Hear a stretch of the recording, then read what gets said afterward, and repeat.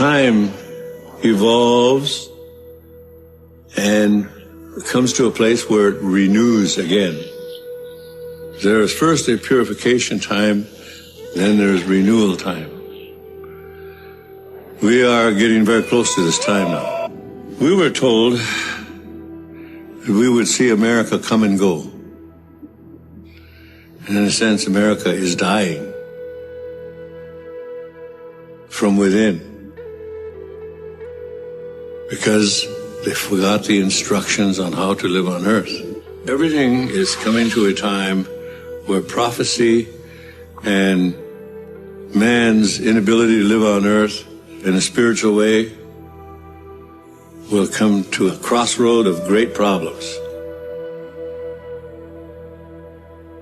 It's the Hopi belief, it's our belief that if you're not spiritually connected to the earth and understand the spiritual reality of how to live on earth, it's likely you will not make it. When Columbus came, that began what we term as the First World War. That was the true First World War when Columbus arrived. Because along with him came everybody from Europe. By the end of the Second World War, we were, in America, we were only 800,000. From 60 million to 800,000. So we were almost exterminated here in America. Everything is spiritual.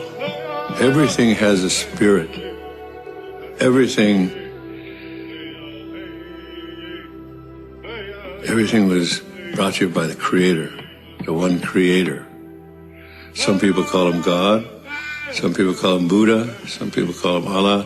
Some people call him other names.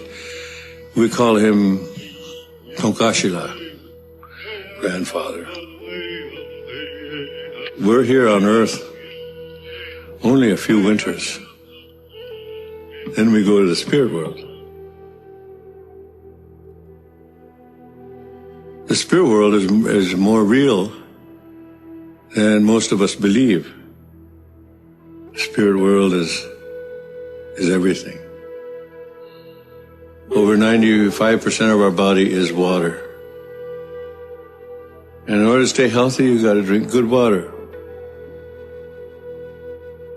When the European first came here, Columbus, we could drink out of any river. If the Europeans had lived the Indian way when they came, we'd still be drinking out of water, because the water is sacred. The air is sacred. Our DNA is made of the same DNA as the tree. The tree breathes what we exhale.